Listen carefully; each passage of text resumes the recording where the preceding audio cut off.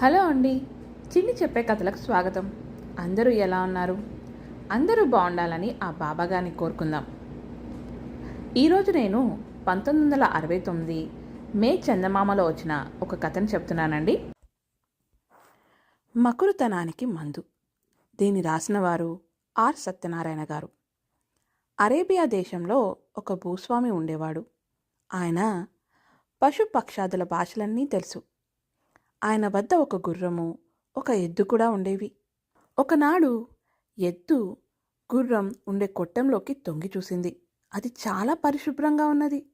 ఎద్దు గుర్రంతో, తమ్ముడు, జన్మ అంటే నీదే జన్మ. నీకు పని తక్కువ, సుఖమైన భోజనం నాదంటావా? కొడ్డు చాకిరి. పొలంలో రొచ్చులో రొంపలో పని చేయాలి, చెత్త తిండి తినాలి అన్నది.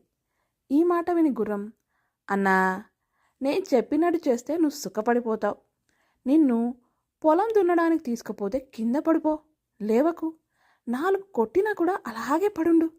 తర్వాత మేత వేస్తే తినకు. నీకు జబ్బు చేసిందనుకొని యజమాని నీకు విశ్రాంతి ఇచ్చి తినటానికి చిక్కుళ్ళు పచ్చిగడ్డి కూడా వేస్తాడు. హాయిగా 3 రోజుల పాటు మంచి భోజనము విశ్రాంతి లభిస్తాయి అన్నది. జంతువుల భాష తెలిసిన యజమాని ఈ రెండిటి సంభాషణ విన్నాడు. ఆ రాత్రి మేత వేస్తే ఎద్దు దాన్ని ముట్టలేదు. మర్నాడు పొలానికి తీసుకుపోయి కాడి కడితే కూలబడిపోయి జబ్బుగా ఉన్నట్టు కనిపించింది. యజమాని తన పనివాళ్లతో, ఎద్దును తీసుకుపోయి గుర్రాన్ని పట్టరండి అన్నాడు. గుర్రం రోజల్లా పొలంలో పనిచేసి చచ్చి చెడి ఇంటికి తిరిగి వచ్చింది. తమ్ముడు, నీ పుణ్యమా అంటూ నేను రోజల్లా చక్కగా విశ్రాంతి తీసుకున్నాను అన్నది ఎద్దు గుర్రంతో. మర్నాడు కూడా యజమాని గుర్రం చేతనే పొలం పని చేయించాడు. కాడి ఒరుసుకొని దాని మెడ అంతా పుండు పడింది. అలవాటు లేని పని చేసి ఒళ్ళంతా హూనమైంది. అది పొలం నుంచి ఇంటికి తిరిగి వస్తూనే, అన్నా, కొంచెం జాగ్రత్తగా ఉండు.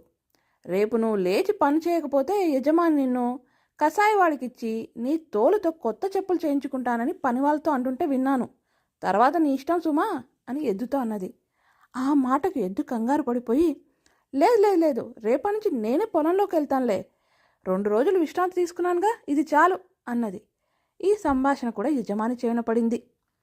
మర్నాడు ఉదయం తన యజమాని చూస్తూనే ఎద్దు తోక ఆడించి చెంగు చెంగున ఎగరసాగింది. అది చూసి యజమాని పొట్ట చెక్కలయ్యేటట్టు నవ్వసాగాడు. ఆ సమయంలోనే ఆయన సమీపంలో ఉన్న ఆయన భార్య, ఎందుకా నవ్వు? అంత హాస్యం ఏం జరిగిందేంటి అన్నది. అది రహస్యం, చెప్పడానికి వీల్లేదు అన్నాడు భర్త. నువ్వు నన్ను చూసే నవ్వుతున్నావు కదా, అందుకే చెప్పడం లేదు కదా అన్నది భార్య. నిన్ను చూసి కాదమ్మా, అది వేరే విషయం అన్నాడు భర్త. ఏ విషయమో చెప్పండి, ముందు నాకు వెంటనే చెప్పండి. చెప్తారా చెప్పరా అని భార్య వాదించింది. చెబితే నేను చచ్చిపోతాను తల్లి, ఎలా చెప్పమంటావు అన్నాడు. మీరు చచ్చినా సరే ఆ రహస్యం ఏదో నాకు చెప్పి తీరాల్సిందే అన్నది భార్య.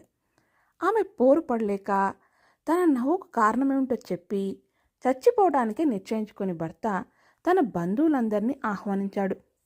మర్నాడు ఉదయం బంధువులంతా సావట్లో సమావేశమయ్యారు. కాలకృత్యాలు తీర్చుకొని ఇప్పుడే వస్తాను అని భూస్వామి లోపలికి వెళ్ళాడు. బయట ఆయన కుక్క, ఒక కోడిపుంజు ఉన్నాయి.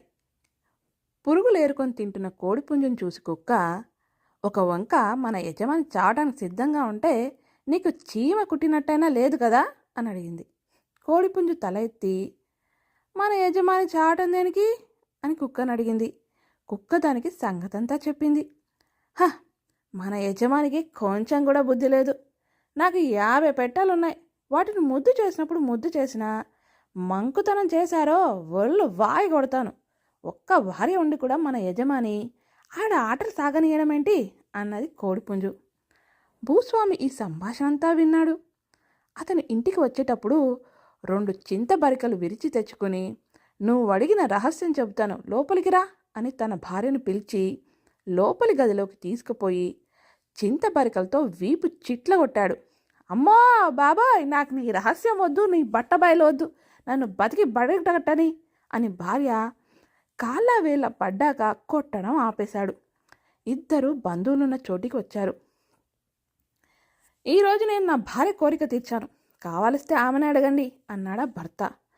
బంధువులంతా పరమానందం చెంది ఆ పూట విందుకుండి వెళ్ళిపోయారు. ఆ తర్వాత భూస్వామి భార్య తన భర్త దగ్గర ఏనాడు మంకుతనం చేయలేదు. ఈ కథ కానీ మీకు నచ్చితే ఒక లైక్ చేయండి, అలాగే మీ వాళ్ళతో షేర్ చేయండి. మీ అభిప్రాయాల్ని సూచనల్ని కమెంట్ రూపంలో తెలియజేయడం మర్చిపోవద్దు. అలాగే ఈ ఛానల్ని సబ్స్క్రైబ్ చేసుకొని నన్ను ఎంకరేజ్ చేయడం కూడా మర్చిపోవద్దు. ఇంకో మంచి కథతో మిమ్మల్ని కలుసుకుంటాను. అంతవరకు సెలవు.